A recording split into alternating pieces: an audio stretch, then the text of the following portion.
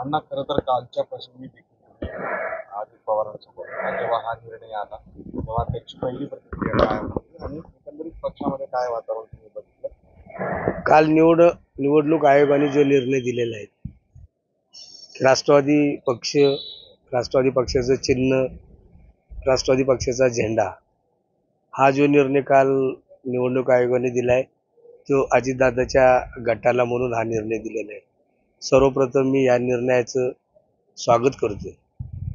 राष्ट्रवादी काँग्रेस पक्ष खरं तर शाहू फुले आंबेडकरांच्या मार्गावर चालणारा पक्ष आहे.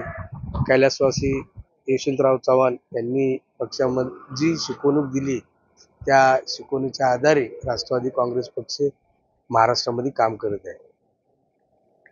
एकंदरीत काल काय परिस्थिती होती जेव्हा हे तुम्हाला कळालं सगळ्यांना त्या निर्णयाबद्दल? नाही, काल ज्यावेळेस हा निर्णय आला त्यावेळेस आमची दर मंगळवारी अजितदादांच्या घरी राष्ट्रवादी काँग्रेस पक्षाचे आमदार, राष्ट्रवादी काँग्रेस पक्षाचे मंत्री, साप्ताहिक मीटिंग आमची त्या टायमाला तिथंच होती आणि त्यावेळेसच हा निर्णय आला होता. खरं तर राष्ट्रवादी काँग्रेस पक्षामध्ये राष्ट्रवादी काँग्रेस पक्षाचे सर्व आमदार, सर्व पदाधिकारी, सर्व अध्यक्ष, सर्व जिल्हा अध्यक्ष आदरणीय दादाच्या पाठीशी मजबूतपणे उभे आहेत. त्या आधारावरतीच हा कालचा निर्णय झालेला आहे असं मला वाटतं. पण एकंदरीत बघितलं शरद पवार गटाचे जे पदाधिकारी ते प्रचंड आक्रमक आहेत, निवडणूक आयोगालाही दोष देत आहेत आणि एकंदरीत तुम्हा सगळ्यांवरही त्याची वाईट शब्द नाही, आम्ही सर्वजण लोकशाहीला मानणारी लोक आहोत.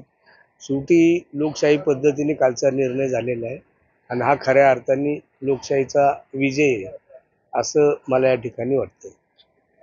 या सगळ्या निर्णयामुळे खरं तर शरद पवार दुःखी झाले असं आधीच काय ते आधी सांगणार नाहीत, परंतु हा निर्णय जिव्हारी लागल्याचा चर्चा आहेत आणि त्यावर तुमचा मात्र जल्लोष आहे सगळ्या म्हणजे कुठेतरी वेगळं. मला असं वाटतंय की काल दादांनीच आम्हाला सर्वांना सांगितलं की आता जो हा निर्णय आलेला आहे तो शांततेत, व्यवस्थित आणि लोकशाही पद्धतीने दिलेला निवडणूक निर्णयाचा आदर करून कुणी शांतता भंग होईल असं कुठेही अनुचित प्रकार घडणार नाही याची दखलच काल दादांनी आम्हाला सर्वांना सांगितलेली आहे. तर तर याआधी सुद्धा अजितदादांनी सांगितलं होतं ज्यावेळेस शरद पवारांनी राजीनामा दिला होता त्यावेळेस की आता त्यांना आरामाची आणि सल्ले देण्याची खरं तर गरज आहे ज्येष्ठ प्रजनेत्यांना. तुम्ही काय सांगाल? तुम्हाला आठवत असेल हा जो सर्व प्रकार झाला, अजितदादाचा गट बाहेर पडला आणि ज्यावेळेस अजितदादांनी प्रत्येक ठिकाणी सांगितलेलं आहे की बाबा साहेबांचं वय झालेलं असल्यामुळे साहेबांनी आम्हाला मार्गदर्शन करावं, साहेबांनी आम्हाला सांगितले त्या पावलावर पाऊल टाकून आम्ही महाराष्ट्रामध्ये काम करू म्हणून. त्यामुळं मला असं वाटत नाही की दादांचंही मत तेच होतं, राष्ट्रवादी काँग्रेस पक्षाच्या कार्यकर्त्यांचंही मत तेच होतं, आमच्यासारख्या आमदारांचं पण मत तेच आहे.